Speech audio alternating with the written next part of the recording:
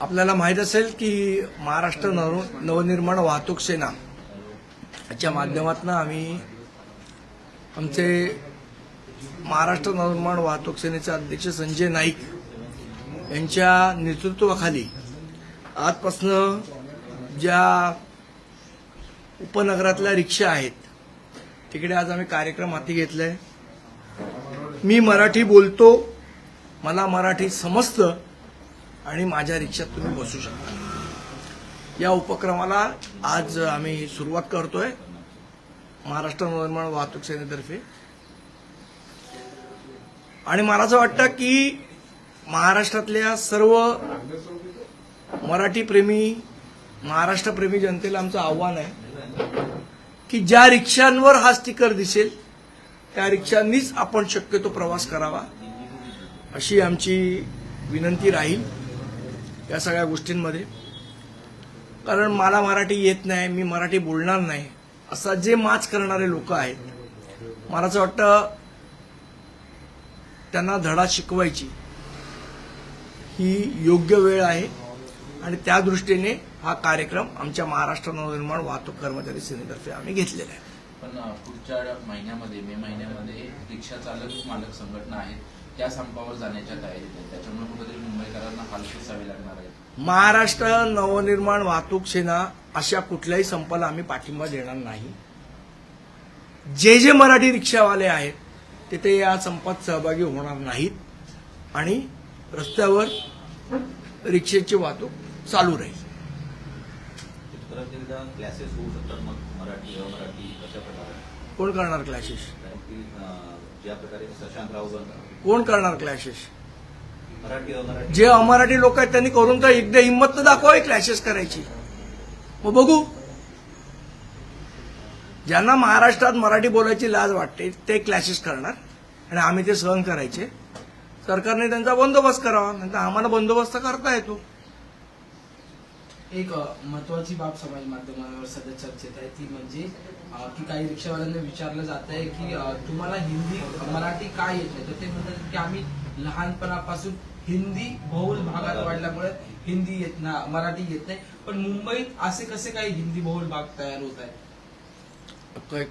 कुठल्या भागाला ते हिंदी बहुल भाग म्हणतात हे मला बघावं लागेल. आणि इतर जे परिसर आहेत, मला असं वाटतं महाराष्ट्रामध्ये, मुंबईमध्ये सगळे मराठीच भाग आहेत. इथे कुठलाही हिंदी भाग किंवा कुठल्याही घाटकोपरची भाषा गुजराती नाही. सदावर्तेंनी आक्रमक भूमिका घेतली. सदावर्तेंच्याबद्दल बोलू नका. आक्रमक भूमिका घेऊन घरातच बसायचंय त्यांना, त्याच्या पुढे काय जात नाहीत ते. त्यामुळे त्यांच्या भूमिकेला आम्ही काही विचारत नाही. तुम्ही आता रिक्षा संदर्भात म्हणताय, परंतु अनेक कंपन्या आहेत किंवा अनेक इमारती देखील असतात त्याच्यामध्ये मराठी लोकांना सगळ्यांनी मराठी बोललं पाहिजे हा आग्रह आमचा पहिलाच आहे आणि त्याची सुरुवात पण झालेली आहे.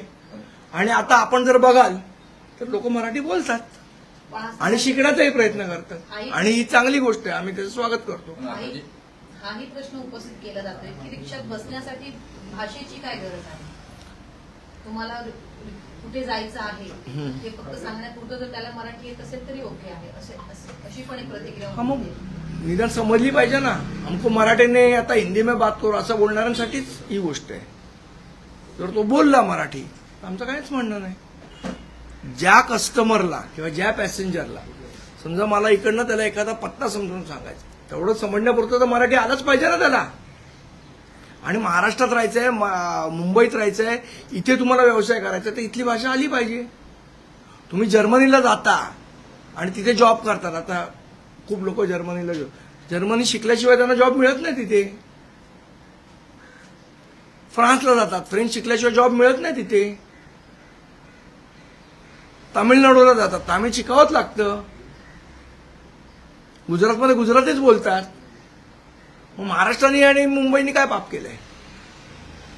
संदीपजी, ज्या रिक्षा चालक किंवा कॅब चालक असतील त्यांना मराठी जर येत नसेल तर मनसे अशा चालकांसाठी एक पुढाकार घेऊन त्यांना मराठी शिकता येईल किंवा शिकवणारच ना प्रताप सर. नाही, तुम्ही ज्या पद्धतीने आता काही आमची शिकवायची पद्धत थोडी वेगळी आहे. ते चांगल्या पद्धतीने शिकवतील असं वाटतं. तुम्ही आता काही उदाहरणं दिली, काही देशांची, काही राज्यांची. आता रिक्षा परवाना देताना पण मराठी कंपल्सरी करण्यात आलं. अशाच पद्धतीने आता नाही कंपल्सरी केलंय. आपण कृपया समजून घ्या, हा नियम खूप आधीचा आहे की तुम्हाला स्थानिक भाषा, आणि हा फक्त महाराष्ट्रात नाही, हा तुम्हाला वाटत असेल महाराष्ट्रात आहे, हा सुरतला पण आहे, हा तामिळनाडूमध्ये पण आहे, हा कर्नाटकमध्ये पण आहे. तुम्ही जिथे काम करताय तिथली स्थानिक भाषा, तुम्ही जर टुरिझम इंडस्ट्रीमध्ये असाल किंवा तुम्ही जर आता समजा पब्लिक सर्व्हिसमध्ये असाल, तुम्हाला तिथली भाषा आली पाहिजे. आता जे IPS अधिकारी किंवा IAS अधिकारी बाकीच्या राज्यात नाही ते मराठी शिकतात ना. आता ते पुण्याचे आहेत, मी त्यांना पंजाबी अधिकारी आहेत, किती सुंदर मराठी बोलतात ना ते. शेवट जर इथला कोर्टाची भाषा सगळी भाषा मराठी असेल तर मग मराठी शिकायला नको. संदीपजी, एक वेगळा प्रश्न आहे. मोतीलाल नगर पुनर्विकासाअंतर्गत एक कार्यक्रम झालेला होता. 17 तारखेला माडामार्फत आयोजित करण्यात आला होता हा कार्यक्रम. IAS अधिकारी असलेले उपाध्यक्ष पाडाचे संजीव जायस्वाल यांनी ज्या प्रकारे एका नागरिकांच्या संदर्भात भाषा वापरली, गुंडगिरीची भाषा वापरली, घुसखोर म्हणाले, तुम्हारे को यहाँ से उठा के लेके जाऊंगा, अशा प्रकारची भाषा एका IAS अधिकाऱ्याला शोभा देते का? याविषयी काय सांगा? मला वाटतं हा संजू जयस्वालांचा पहिला प्रकार नाही आहे. याच्या आधी सुद्धा अशा प्रकारच्या तक्रारी त्यांच्या विरुद्ध झालेल्या आहेत. त्यांनी एका भाडेकरू का कोण होतं मला माहित नाही, पण काही तक्रार घेऊन त्यांच्याकडे गेलेलो पण त्याला त्याच्या कॅबिनमध्ये मारलं त्यांनी आणि त्यांच्या अंगरक्षकांनी. तर मला असं वाटतं संजू जयस्वालांवर योग्य ती कारवाई सरकारने केली पाहिजे. जर का हिंदी पिक्चर बघून बिघडलं ते अधिकारी मला माहित नाही. नाही, या अधिकाऱ्यांचं जे खातं आहे गृहनिर्माण किंवा एकंदरीत नगर विकास, ते उपमुख्यमंत्री एकनाथ शिंदेकडे आहे.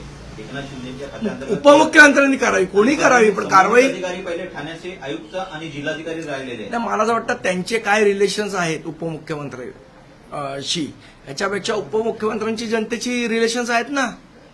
जर जनतेची एखादा अधिकारी अशा पद्धतीने वागत असेल तर त्याच्यावर कारवाई झालीच पाहिजे असं आमचं ठाम मत आहे. सिव्हिल कोड ऑफ कंडक्टमध्ये असं म्हटलं आहे की IAS किंवा IPS अधिकाऱ्यांनी सौजन्यतेने वागायला पाहिजे.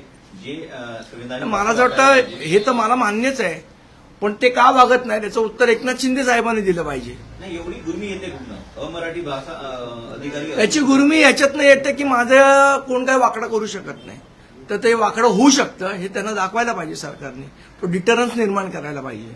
एक महत्वाचं असं काल एक व्हिडिओ व्हायरल झाला कालच्या जन आक्रोश मोर्चामधून. मंत्री गिरीश महाजन हो, ते बघितलं मी. गेट आउट म्हणते आणि वेगवेगळे शब्द वापरते. कसं पाहते व्हिडिओवरती काय नाही, मला असं वाटतं एक सामान्य नागरिक म्हणून त्यांनी त्यांची भावना व्यक्त केली की तुम्ही मोर्चा काढताय, आम्हाला त्रास होतोय.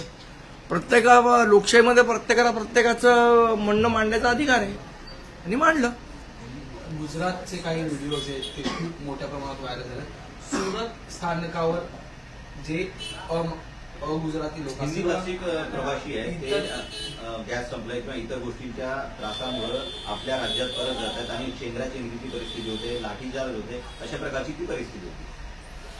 तर मला असं वाटतं हा आता प्रत्येक राज्याने विचार करायला पाहिजे की आपली लोक आपल्याच राज्यात कसे राहतील. आता योगी आदित्यनाथांसारखे थोर पुरुष जाऊन सगळीकडे भाषणं देत फिरतात इलेक्शनच्या वेळेला, त्यापेक्षा त्यांच्या राज्यातले लोक त्यांच्याच राज्यात कसे राहतील, त्यांना तिथेच कसा रोजगार मिळेल, याच्यावर जास्ती विचार त्यांनी केला पाहिजे. सरकार म्हणतंय LPG गॅसची उपलब्धता आहे, मोठ्या प्रमाणात उपलब्धता आहे, मात्र ग्रामीण महाराष्ट्रात किंवा इतर राज्यांमध्ये बघायला गेलं तर गॅस मिळत नाहीये नागरिकांना. जी वस्तुस्थिती आहे ती सरकार डोळे झाक करते असं मला वाटतं, आणि सरकारने डोळे उघडे ठेवले पाहिजे. एक महत्वाचा विषय अजून मला मांडायचा आहे, तो आहे दरवाजा बंद कर ना.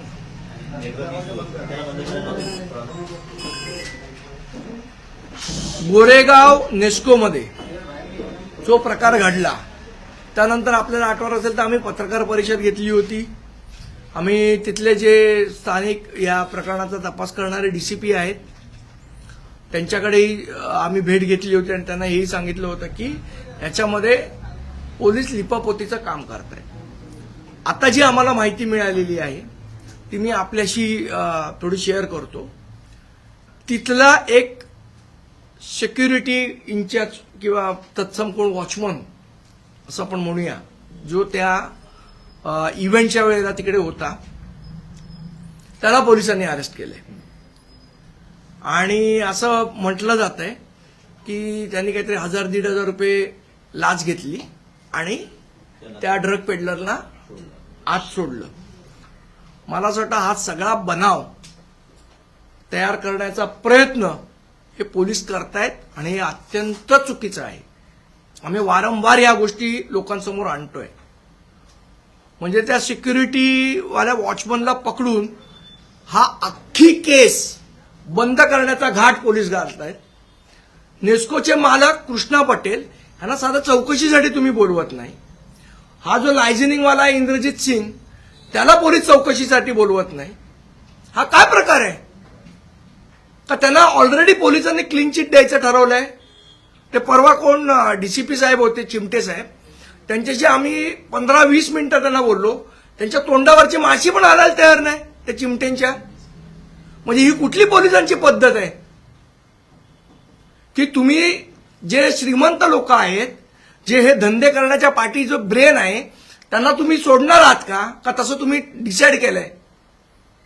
महाराष्ट्र नवनिर्माण सेना या प्रकरणावर बारकाईने लक्ष ठेवू नये आणि आम्ही वेळोवेळी लोकांसमोर हे प्रश्न उपस्थित करणार आणि सरकारने आणि पोलिसांना याची उत्तरं द्यावी लागतील.